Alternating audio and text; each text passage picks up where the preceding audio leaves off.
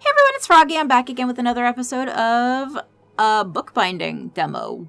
So, we've got Maverick here. So he is the captain of the guards that Jenna was talking about. So yeah, let's jump into it. Good morning. You're Froggy, am I right? The Bookbinder. I was hoping to find you here. I'm Maverick, Captain of the Guard, here on the orders of Otto von Benwick, Lord of the town. I have a few questions for you. Do you happen to know Theo Bennett, Lord Otto's messenger? No, I'm afraid I've never heard that name before. He came to the shop the day before yesterday. Well, we're going to be honest. It's easier to be honest. He might catch me in a lie. What did he want? He was acting normal. We didn't discuss anything except his notebook. I see. Theo Bennett was brutally murdered yesterday morning. Ooh. He was found in an alley not far from here with 2 stab wounds, one in his stomach and one in his heart. Jesus. The guard who was patrolling the quarter at the time might have seen something, but she slipped on the staircase on her way home and hit her head so hard that she's unconscious now. I wish I was joking. So, you're the last person who saw Theo alive. If you remember anything, be sure to report it to the castle. It's important. I'll see you again. It's kind of handsome. And I mean, like, he didn't seem mean. Oh, you again. Good morning. It's me, Agate. Remember me? I came here a couple of days ago. I took a new notebook and an extra bottle of ink with me this time. Want to write every detail down. Are you still willing to talk about the problems artisans face? I am, my lady. What do you want to know? Forgive me, my lady, but I realized I would rather not know. What do you want to know? Oh, I would like to ask you to help me with the notebook first, if it's all right with you. I accidentally spilled some wine on it. My mom will be furious if she finds out, so I need to get rid of the stains before I get back home. Which is right now because I don't have the time to come here after classes.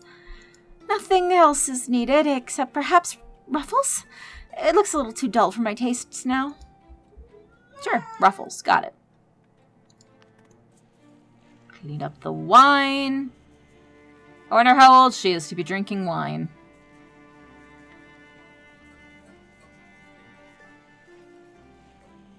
Atterbury. Okay. None on this side, so that's good. Frills. Decorations, I guess. Frill. Okay. Let's see.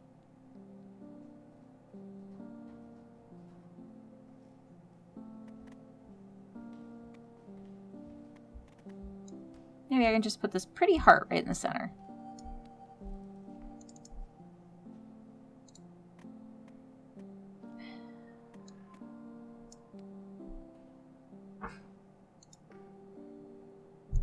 Oh.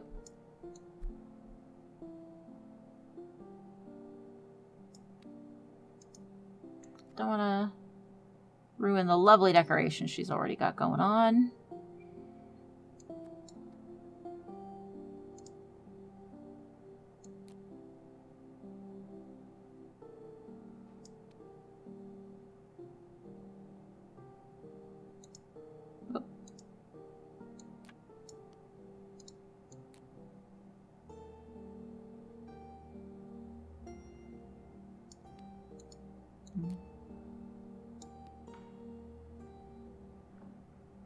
Can't really do much with this corner, though, is the bad part. Because her name is there, and I don't really want to cover it up. That would be rude, I feel.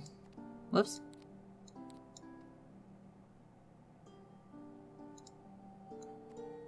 Yeah. Because if I do that, then yeah, it covers it up. Okay, I will leave that one out. Thank you. You're a lifesaver. And with the ruffles, it looks much better. If I can't wear clothes with ruffles due to the university rules... Okay, university, that's not bad. I can at least have them on my books. A small act of rebellion. Now on to the questions. We don't have much time, so I'll just ask a couple, and that will be it. We can continue tomorrow. Let's start from the very beginning. Do you have parents, or are you an orphan? An orphan, my lady. I never knew my father, and my mother died when I was 8. I'm sorry for your loss. Were you raised in the orphanage then? I've heard life there can be tough. If you could change one thing about that place, what would it be? Kids need warm food, not only when they're sick, but every day. The matron and nurses beat kids. Kids beat each other. It needs to be stopped.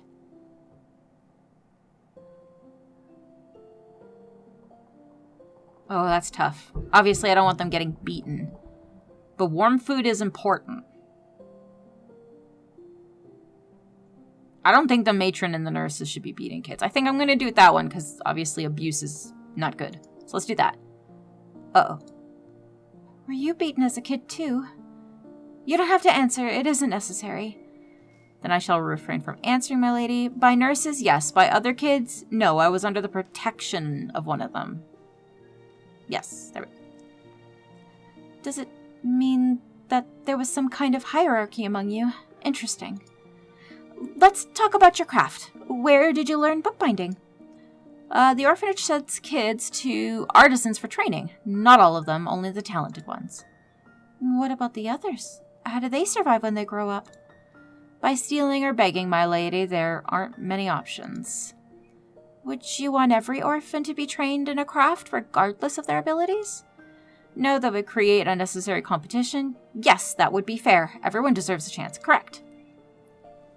I think so too. It may sound idealistic, but that's how people used to think about women's education as well. Half a century ago, I wouldn't have been able to enter a university despite my belonging to the nobility. I think that's all for today. Now I'd better hurry if I don't want to be late. Thank you for your time and help. I'll visit you tomorrow.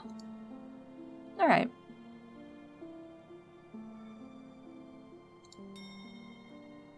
Oh, hello? Hey, lass. I've heard you're a bookbinder, eh? I need your services. See all this dirt? Get rid of it and put a new cover on the old one. Quickly, lass. Time is money. Yeah, alright. Oof, that is dusty.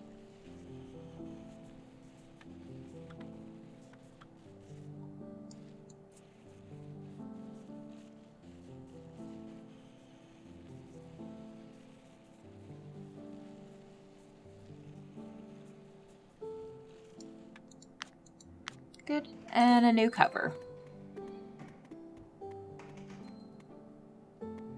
Ooh, marble.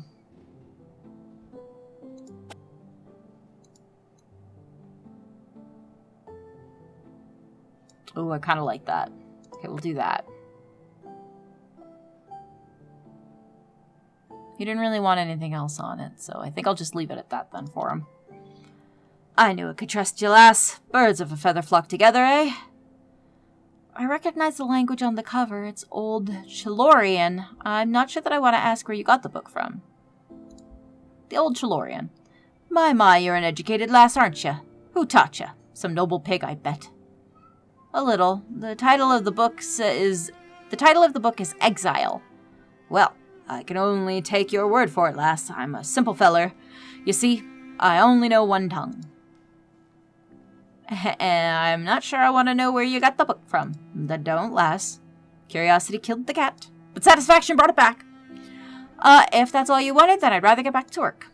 You're the one who started showing off your knowledge, lass. Not many folks to talk to, eh?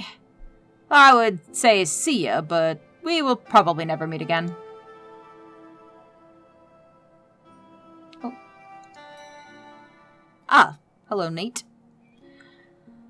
Froggy, did you hear the news about the guard? She hit her head so hard that she's delirious. She doesn't remember a thing. Have I ever told you that you're my favorite person? Oh, answer questions with a heart icon mean that the character can become romanced. What? Click anywhere on the screen. Okay, so, are you seriously happy about an innocent woman's injury? Who are you and what did you do to Nate? If you had, I'd remember. I like it when you're kind to me. While I don't particularly care for him, I'm gonna go ahead with the romance option, because why not? What do you mean I'm always kind to you? Here, for your efforts. A new decoration's been unlocked, okay? Oh, and one more thing. I decided to buy a letterbox for the shop. It'll arrive tomorrow morning. Finally won't have to walk here every time I need to tell you something. You can send letters to other people too. And of course, if you want to, You can send letters to other people too, of course, if you want to. Whatever you may think, I care about your needs almost as much as about mine. Now, help me with this book. It's from Stefania's library. She asked for a new cover, copper corners, and some decorations of your choice. Okay. Delicious recipes of Chalorian cuisine. Okay.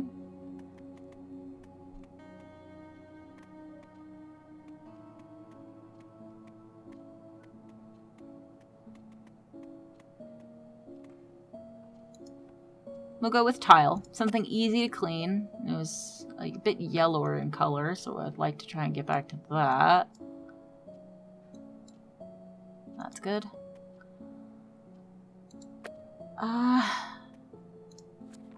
Corners.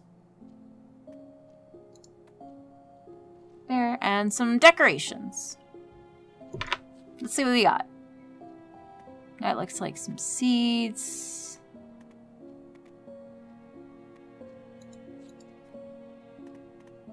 Oh, these are cute. I don't think I want that.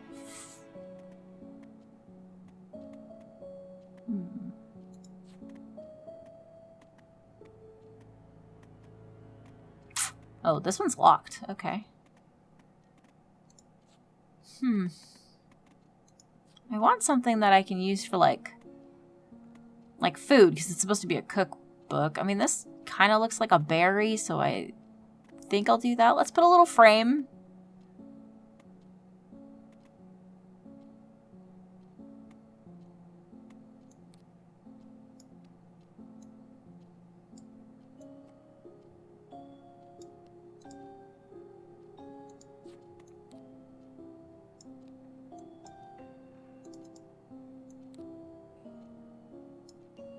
Is there something I can do for the underside? Maybe I can paint.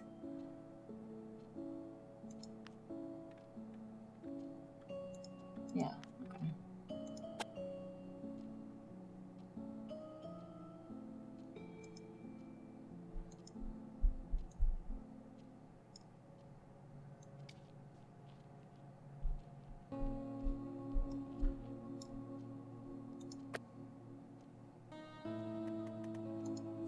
Right.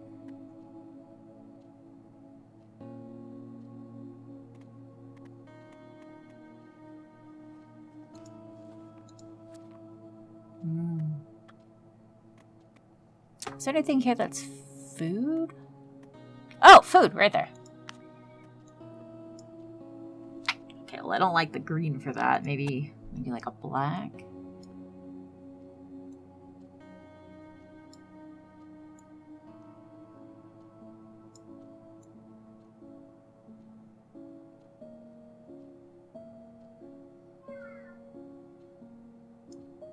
I don't really like the dark part up here.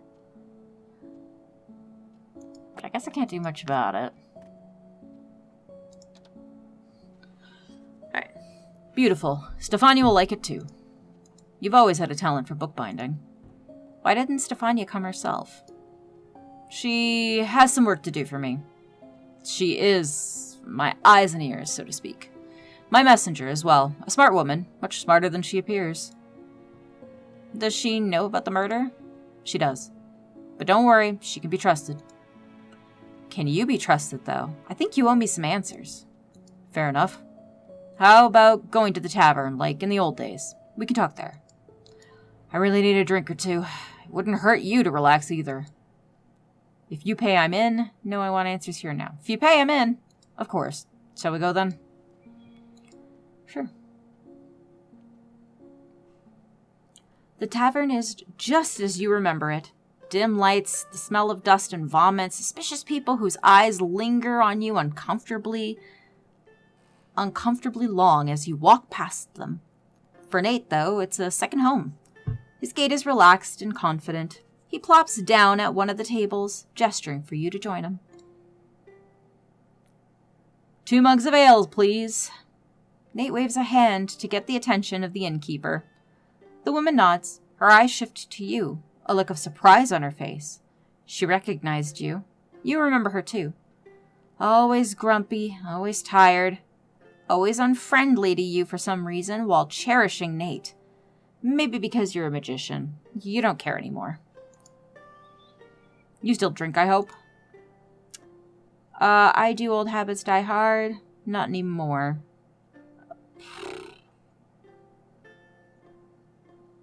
Not so much anymore.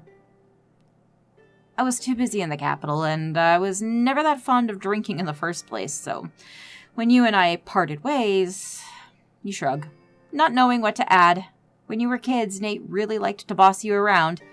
You did only what he wanted, only what he said. But it was a long time ago. You don't need his protection anymore, now that you have a choice, finally. Nate wants to say something, but the innkeeper's approach interrupts him. 2 ales for ya. She places the mugs on the table with one hand and takes coins from Nate with the other. I see the noble's lapdog is back. Don't stick your neck out for her, Nathaniel. She doesn't even look at you when she says it and walks away faster than you can react. What's her problem? She's not entirely wrong, you know. About what part? Because so far I'm the only one who sticks my neck out for you. Let's not start this, Froggy. Not now. You wanted answers, ask. Nate reaches for his mug and takes a few sips. You hate how calm and unbothered he looks. Why steal the book? What is so special about it? Do you know there's a captain of the guard after me, Maverick? Okay, so let's ask about the book first. Let's go there. Nothing. Well, that's what I thought. That it's just a very expensive book, and that if I sold it, I wouldn't have to worry about money for years. I should have known better. It was transported incognito. You don't do that for expensive things. Only for deep, dark secrets that you don't want to draw attention to. I don't know if I trust that he didn't know, because why bother kill someone over just a book that could make you some extra money? I mean, I get, like, yeah, okay, he might not have to work for years, but I mean, what if it wasn't like an actually expensive book or anything like that? What if it just looked expensive? So you didn't know about the cards beforehand? No. Nothing at all? You said you've never seen dark tarots, but had you heard of them? No, I try to stay away from magic whenever I can. He gives you an apologetic smile that doesn't seem genuine. Memories from your childhood in the orphanage surface one by one. Freak, abomination, witch spawn. So much name-calling. Sore bruises on your skin, a nosebleed. Nate tried to protect you, but it didn't always work out. And then his nose bled too. Froggy? His voice brings you back to reality. Have I satisfied your curiosity? You shake your head, then take a sip from your mug before continuing. The ale burns your throat, driving unpleasant thoughts away. Okay, so do you know about the captain of the guard after me, Maverick? What do you mean, after you? Are you under suspicion? Not yet, but he came to the store this morning asking questions. Shit. The bastard is stubborn. He won't give up easily, especially with a murder involved. I'll tell Stefania to keep an eye on him. You know him? Let's just say that he could be a real pain in the ass. Nate doesn't elaborate. You're smart enough not to ask further. It's useless anyway. In his eyes, he's more than allowed to keep secrets from you. We need to get rid of the cards unless you have another plan. I got in touch with an old acquaintance of mine. She's a magician too, a rather impressive figure in the criminal world. She may know something about them. So you want to keep them? Well, of course I do. I know an opportunity when I see one. You grit your teeth. Nate likes to play with death way too much. These cards are dangerous. Oh, please. How could you know? And even if they are, well, I'm immune for years to come now, and you're a magician. Which doesn't make me immune. I won't force you to work with me, if that's what you're implying. How kind of you. You can't help being sarcastic. How can he say this after dragging you into a murder cover-up? After blackmailing you? And why do you even care? Why did you agree to come here with him in the first place? Ooh, another hard option. Okay, so Felicity. You were friends, and you just can't forget it? You weren't just friends. There was something more between you. You even kissed once when you were drunk. Oh, ho, ho. Oh, wait, there's another one. You weren't just friends. There was always something more between you. A tension that eventually led to you sharing a bed. Okay, let's go there.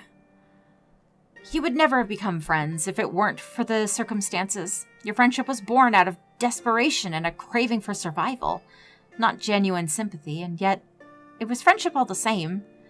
At first, and then it evolved into something more, into an unspoken attraction and desire.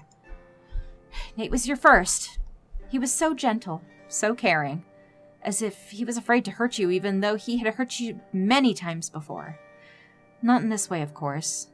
You know that he would never cross that line. He's never even laid a hand on you, but his words could be very cruel, destroying your soul and breaking your heart. In the morning, he became his usual self again. You continued to be friends. He never talked about that night, and neither did you. Did you want more? Did he? Probably not. You were just one of his many girls. Got lost in your thoughts again? It's not like I can fully control it, especially with all of the shit happening. I have an idea in mind. For every question you ask me, we drink. For every question I ask you, we drink again. What do you say? You need to relax, and so do I. A small mug of ale won't kill you, I promise. You have questions for me? You already know where it's going. Nate wants to ask you about the Capitol. About the murder. Alright, but I ask first. Sorry, I'm not in the mood. Maybe not. I ask first. You already asked 2 questions in a row. Or maybe even more. I didn't count. We either play by my rules or we don't play at all. He won't dictate terms to you. Not this time. Not when he still owes you some answers. Nate lets out an annoyed sigh. As you wish. Ask then. What have you been doing all these years? Do you regret killing Theo? And why have you been so mean to me? Do you regret killing Theo? Straight to the point, huh? The answer is no, but even if I would, it doesn't matter. He's dead. It does, though. He was a messenger, not a bandit. If you get used to it... You don't specify, but you know Nate knows what you mean. By a small wrinkle forming between his eyebrows. He has never killed innocents before. Not until Theo, or maybe he had. It has been 5 years after all. You're different people now. I'm just saying, this is a line that you don't want to cross. Are you telling this to me or to yourself? Nate chuckles, but it's hollow. He takes another sip from his mug, and you do the same, mirroring him. A habit from childhood. Old habits die hard. My turn to ask. You killed that noble, didn't you? You freeze, caught off guard by such a straightforwardness. It's too much, even for Nate, and why does his question sound like a rhetorical one? I didn't kill anyone. You lie. Nate won't understand. I did, you mutter, so quietly that you're not sure okay. Okay, we're not gonna lie. I want this to be an honest run. For a few seconds, Nate is quiet. He studies your face with an unreadable expression, as if trying to find answers to questions that he doesn't dare ask out loud. It feels like an eternity, and when he finally opens his mouth, it's only 2 words. Your turn. He takes another sip of ale. You don't, consumed by memories that you would prefer to forget. What have you been doing all these years? Why have you been so mean to me? Really? Out of all of the questions, you choose this one. You're not even sure what you mean by it. Nate's current behavior or how he used to treat you in the past? Both, probably. I'm curious. Stop being a child. What reaction did you expect showing up on my doorstep after 5 years of absence? Warm hugs? And before you say anything, I'm grateful you helped me with Theo. But you simply returned me a favor. I don't owe you anything. The second winter in the orphanage, you're sick. You're so sick that you can't walk. Your body is hot, but you're constantly shivering.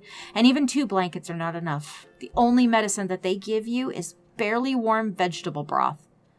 You're getting worse with every day. When you start coughing blood, Nate disappears. He comes back the next morning with a small vial in his hand. The matron is furious and orders him to be whipped for his escape. He takes his punishment. You take the elixir he brought. He lies in bed all week after that, and you spend the same week running and playing with other kids, because you're finally healthy. I didn't say that you owed me. I answered your question. My turn. Why did you kill him? Nate lowers his voice so much that you have to lip read. Did he hurt you somehow? He beat me regularly, and I had to put an end to this. He didn't hurt me physically, but he kept me locked up like a slave. Ooh. A slave doing his magic bidding. A small room without windows. It has everything you need and more. Warm bed, shelves with books, chest with clothes of silk and brocade, a locked door.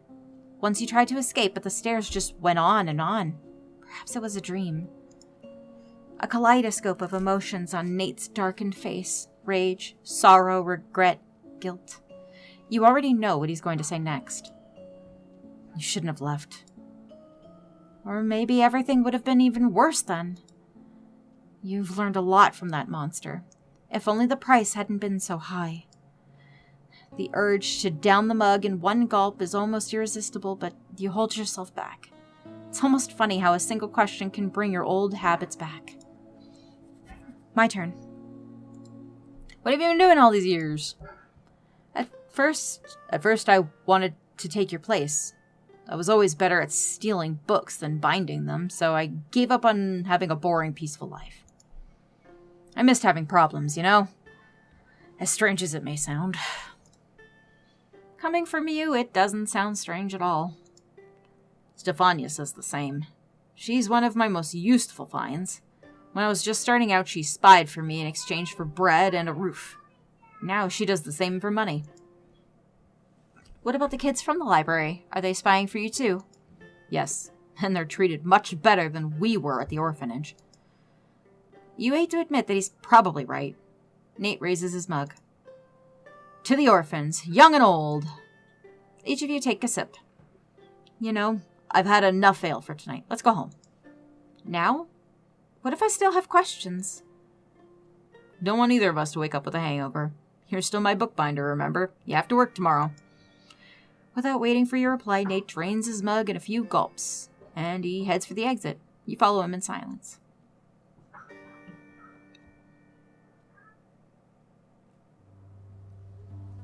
Alright, and I'm going to go ahead and end this episode here for today. Hope you guys enjoyed it. If you want to see more videos from me, then don't forget to like, comment, and subscribe. Thanks for watching.